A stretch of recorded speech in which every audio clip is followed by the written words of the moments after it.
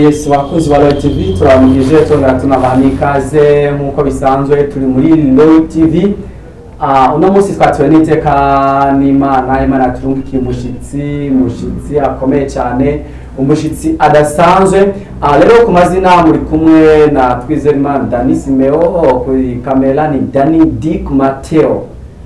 Mushitsi nawe ngiragaragaza kwivugira. Kaze mushitsi ashobora kwidondora abariko baradukurikirana kuri Royal TV, ashobora kutubwira ninde twakiri no munsi. Yego cyane murakoze gose. Kuzina ni Musa Joshua. Yego nkaba nsanzwe n'umuririmbyi wa gospel music.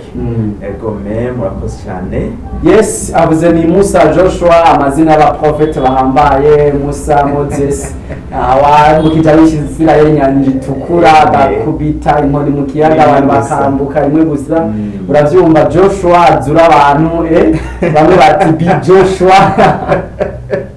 Ni musi wene udasanzwe muri Royal TV.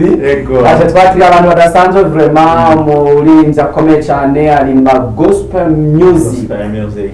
Rero ndibaze no musi udasanzwe none Musa Joshua mbega umuntu yo wise ngo umuririmbyi mbega izo ndirimbo zawe wazitanguye kuziririmba ryari kadusha? Ego kuziririmba ni kera gose, novuga nti umuntu avukana impano. Ariko premier majesty narimba gospel music, narimba profound, narimba umuziki izi ngoma wumva ingoma zigaza nk'abantu Fabrice wo bita Fabilove ba Fadiazi bande abantu nabo tugikorana na groupe Indimu babandi bakera ba Pasi bawiri bande nk'abariya.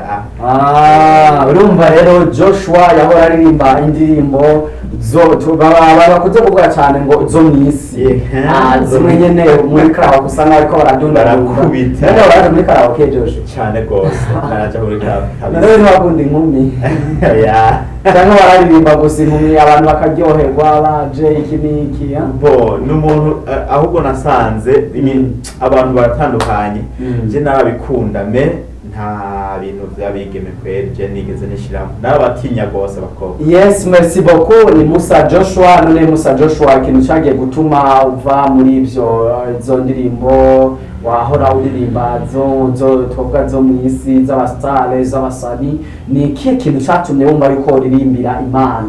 Bo si kurimba gusa nari no mu mizima, nari mbere nari ni umukinyi w'umupira ariko hari impamvu byatumye mva muri ivyo bintu kweri. Igihe cy'umwuzure cyari igihe cy'umwuzure mu Gatunguru, ngira ngo muravyibuka. Turavyibuka abantu benshi apfuye abantu benshi gose ajya acemvuga abasha emwe ndo gukurikira Yesu. Rero nari nakezwe n'ikintu kimwe asha ndavuga Yesu uyu munsi ni wantabara, si Muhammad kandi navuze Yesu ni wantabara nzogukorera kandi urumva sinabeshe gushika n'ubu ni fresh kabisa tubanye neza na Yesu. Yes, merci beaucoup. Yahora ari umumisima, yahora asenga bamwita bamwita intumwa Muhammad sallallahu alaihi wasallam. Yes, ego aza kuva muri ayo masengesho arimo gati ngomba gukurikira Yesu. Nona ko Yesu ari wagira neza, ari warinda abantu kubera nawe urashobora kuburya umusore murati nanje nari kuba napfuye. Mbega ico gihe waba muri iriya mucungararo canke bya ni inkuru wumvise mucamba nyene Oya, ico gihe mbere wambwiye mbe waragira karaoke nari niviriye muri boîte nigiriye nyene ndiko ndapita nyene numva induru hirya nino shitse ku Mutana muhungu natabawe n'itiyo iri haruguru yo ku Mutana uzoyiraba ku muferegi. Iyo tiyo nabwingo n'ubu ndayita umucunguzi. Umucunguzi wa mbere niwe yacunguye nari gutwarwa neza, ariko agakinga nari ifise kaca katwarwa nta kundi. Imana ikababarire mumure nako kazoja mw'ijuru karatwawe karagiye nta kundi Imana ikakire je ariko ndacariho umunsi aracari muzima yaratwawe ariko hagati y'ikinga abana ugeze izoshike kugaragara mw'ijuru nanje nze narisange yes merci beaucoup Joshua yakunda agakinga kiwe ariko nibaza yuko inyuma yaho beri warabuze ikinga ariko kuba Imana yaragusigaraniye ubuzima nibaza ko ari ikintu turi gushima cyane iteka ridasanzwe kuko umusaba kandi wavyibushe cyane wavyibushe mbere urakora siporo ukora ukaza urakora amasiporo yagiye kwena akora kabisa siporo idasanzwe Imana yashaka igufitiye isezerano ryo kugura imodoka kumubwira ko ari agakinga karatwawe ariko ni kushima Imana siko ni gushima uko nyene nta kundi. Yes, nyuma yaho rero Joshua yagiye gutangura kuririmba indirimbo z'Imana, atanguririmba ama gospel music. Mbega ico gihe wabanje gukizwa canke wabanje kuririmba indirimbo? Bo si nabanje kuririmba urazi ko haca haba abantu nyene bakwiyegereza. Burya sha je nasanze umuntu yahisemo inzira imwe arahura n'aba friends baho abafana baho abantu b'abalezanse baho nyene no kuri twahuye n'abatipe nyene babakizwa baratangura kumbwira ibintu ndumva kabisa binyoheye ni indirimbo natanguye gukunda ya gospel kandi natanguye kumenya gitandara cimana ijya yanozenya ya noranteye ijya film narikunda ngiye ko kugimbabazi zawe vraiment narayikunda cyane gose yego cyangwa wokizwa mbere do yanje ndayishanja ndayikura muri profound ndayishira muri gospel. Yes, dusanzwe tumenyereye yuko abantu b'abaririmbyi hari abantu bakunda kwisunga akavuga ati jewe ndabona kana karirimba guca kuko bari kuririmba amalouange amadoration ibintu nk'ivyo ariko nabone baza yuko hari nk'umuririmbyi wo warigeze kwemba ati nimba ari nka Jean umunyarwanda nimba ari nkande ukagerageza nyine ukavuga ati none wowe nuhe muririmbyi wo warisunze ukumva yuko nyene donc unezerewe n'indirimbo ziwe cyane gose uwo muririmbyi wari cyane gwe murakoze gose cyane akunda umuririmbyi twa Lisha yego mbero indirimbo ngizo ndashaka ko wifuza mwami ndirimbo ndazikunda cyane nkiri umwana bavuga imisi maze kugera ari myinshi cyane rwose numva yashaje n'ubundi reka ndamureke. Yes, nta ndirimbo ziwe nazo nyene umengo wapi narazigize ko noso cyane umengo ca ndaduga gato muga ni gatoya gusa maca kundo bita forta bigira Imana nawugingo no forta kabisa yego nawukunda cyane kabisa.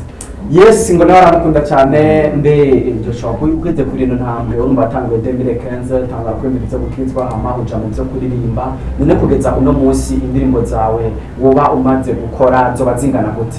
Bo izo maze gukora gukompoza zozo zirarenga n'ijana izo maze gukompoza izimaze kuja hagaragara abona abasanzwe bazi 24 personnes kabisa indirimbo mugabo ziravanze harimo ama audio n'amantoze n'ama video.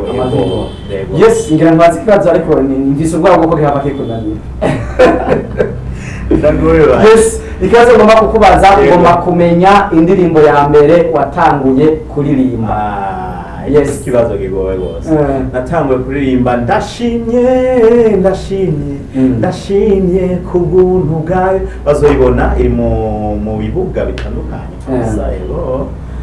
Yes, Musa Joshua hari ikibazo je ngomba kukubaza ngize imisi donc cyane y'urujijo cyane uno musi abaririmbyi bariko bararizamuka cyane usanga abana bato bariko bararirimba ibintu by'ama gospel music usanga bariko bararirimba ariko na cyane usanga hariho abaririmbyi baririmba ku giti cyabo n'abandi baririmbyi baririmba begamiye ama eglise begamiye ama eglise hariho bamwe usanga bava muri eglise kuririmba bakongera bakaja mu yandi ma eglise bakongera bakava mu ma eglise bakaja mu makaraoke gucuranga.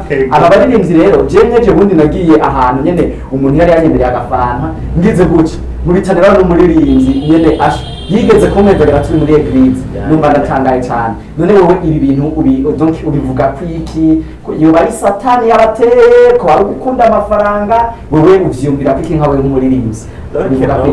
urabona monsieur journaliste hari ikintu burya kigoye gose hajya gukora ikintu utisunze ijambo biragoye. Ijambo ry'Imana Yes. En fait jewe nubwo nari umupagani je nasoma ijambo ry'Imana ndazi ko ntawe ukorera abami babiri ivyo ndabizi ndazi ko kudashushe nimba nukonje ngira ndakudahwe kandi ni vyinshi cyane gose ni vyinshi cyane gose ngo ivyo urabikora nanje nkinumira en fait abo ntaco bigeze kumenya babigiye nk'uko comme ambiance ariko vraiment wapi kabisa ivyo navyo nigera nkorirako. Yes Joshua, turagomba kumenya mbega intumbero yawe muri ino si kugira ngo bikunde uhaguruke nk'umuririmbyi, hari abariko bakudukurira kuri Royal TV baragomba kumenya ati none Musa Joshua ko yahagurutse muri 2015 agahaguruka kandi hariho abandi baririmbyi bari basanzwe bahari kuko umuntu wese agira ico bita objectif ico bita intumbero. Mbega wewe intumbero yawe ni yihe? Donc kwejeje kuvuga intumbero, mbega ni hehe hantu ugomba kugera? Yes, murakoze cyane gose. Bo jewe intumbero yanje cyane cyane vraiment c'est objectif yo kuzamura abandi. Aka kantu nyene ngeze kakagatoya nyene me nabandi bakagereko. Ego hanyuma bazorengerezwa na Yesu kumbure hanyuma kandi turizeye twese dufise ivyizigiro ko tuzorengerezwa. Hanyuma ikindi aho ni David niwe yaririmbye aho wifuza komba shaka kuba aho wifuza komba. Aha ni na Yesu yasenze ngo ivyo ushaka bimbe ko mwisi nko vyomba ho voilà aho rero Yesu ashaka ko shika niho nkeneye gushika nanjye kwe. Yes, merci beaucoup. Aravuga ati aho Yesu agomba kunjikana ico Yesu agomba kunkoresha muri nge ndagomba yuko aricyo nkora. Voilà.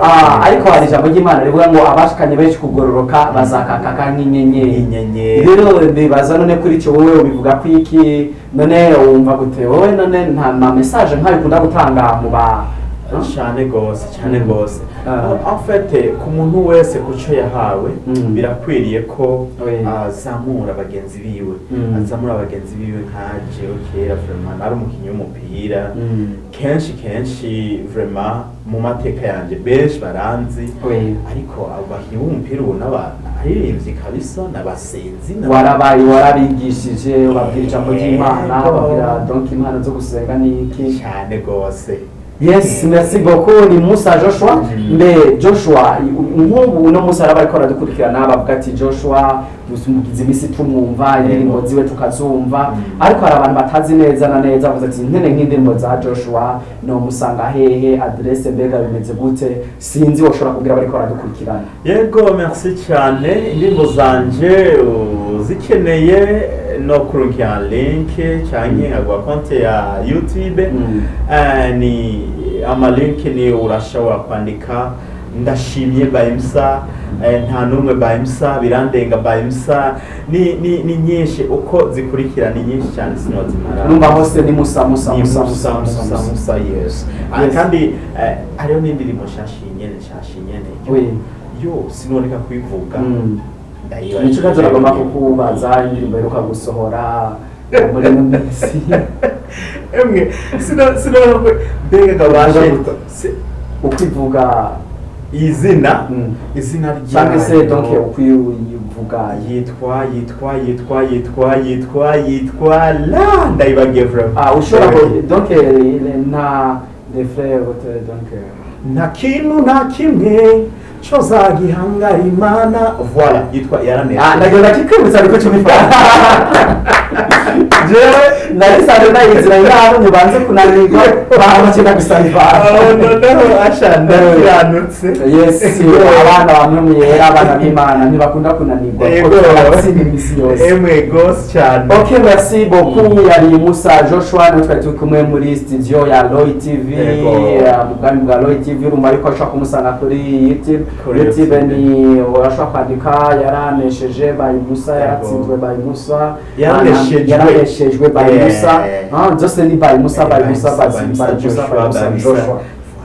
Yes, merci beaucoup. None Joshua ni kiye kintu mbe uracyari musore Chenda cha mujene kabisa. nukura bakaganibuka Imana yayikunda. yes merci beaucoup nashaka muri kano kanya ko kurangiza mbega ni giki wotekerera abandi ba jeune hari aba jeune bari mutari hari aba jeune bari mu biyanyura mutwe hari aba jeune bari mu nzoga hari aba jeune bari mu busambanyi mu kurangiza tugomba kunde ugere ikintu wobwiye aba jeune ko we warinjiye muri worship uraririmbira Imana gukorera Imana ari byo byiza urava muri karaoke mbega ni kihe kintu nkiyempa donc niye mpanuro woshobora guha abariko baradukurikirana nk'aba cyane se donc cyane abajene ni kihe kintu woshobora kubwira abajene bariko baradukurikirana eko murakoze cyane no babwira ubwiza buruta ubundi burahari kandi hari ubwiza burangira n'ubundi bubandanya ubwiza burangira nuko umuntu arya akaryama akiga akavyuka akarongorwa nko mu gihe cyano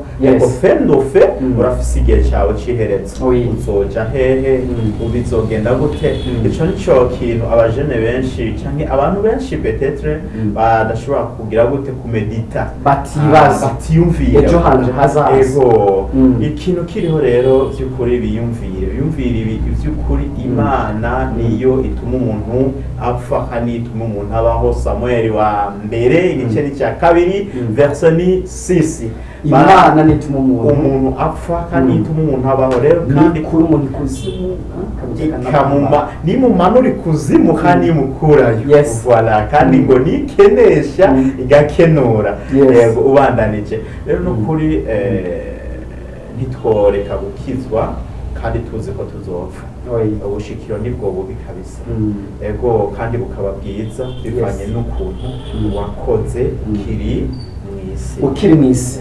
Yes, merci beaucoup. Twari kumwe na Musa Joshua, ne twari turi kumwe muri studio ya Leo TV, niho twari ko turaganira tuvugana yababwiye ibikorwa byiwe, ugiye kuri Facebook kuri YouTube urashaka kumusangako kandika amazina yiwe Musa Joshua, urashaka gusanga ibikorwa byiwe ukabarara indirimbo ziwe ukabarahimbaza Imana. Arangije ku ijambo rivuga ngo ibikorwa gutunga wotunga ariko iherezo ryawe. Wa mujene muri kuratwumviriza mbega iherezo ryawe ni irihe? Uraja muri karaoke uranwa abakobwa ni sawa byose urabikora ariko wite ku iherezo ryawe ugira igikorwa ukoreye Imana kurongo bikunde ejo hazaza hawe ni wamara kuva mu mubiri usugira igikorwa wandikishije imbere y'Imana n'ikikorwa Imana izoguhembera kuko ijambo ry'Imana riravuga ngo icumuntu wese akora nico azohemberwa. Yatwe n'ijambo ry'Imana riri muri Samuel wa mbere gice cya 2:6 Imana niyo ituma umuntu abaho ituma umuntu apfa cyangwa se agakira niyo Imana muri kuzimu ikongera ikamukuraza. Yes, merci beaucoup murakoze. Yari Dani Simeo kuri micro, Dick Mateo kuri kamera na Musa Joshua umuhanzi akomeye cyane. Murakoze cyane. Ciao ciao mubana y'umugubwa neza. Murakoze.